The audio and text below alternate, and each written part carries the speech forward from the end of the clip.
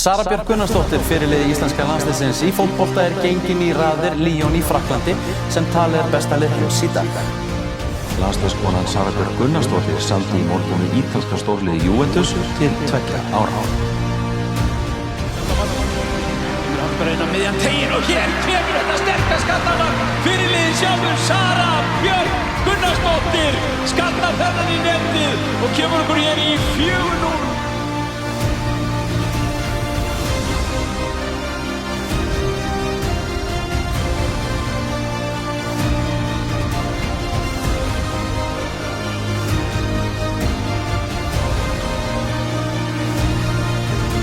Kemur Lóti hér hjá Sóknarskattur, glæsilegt mark!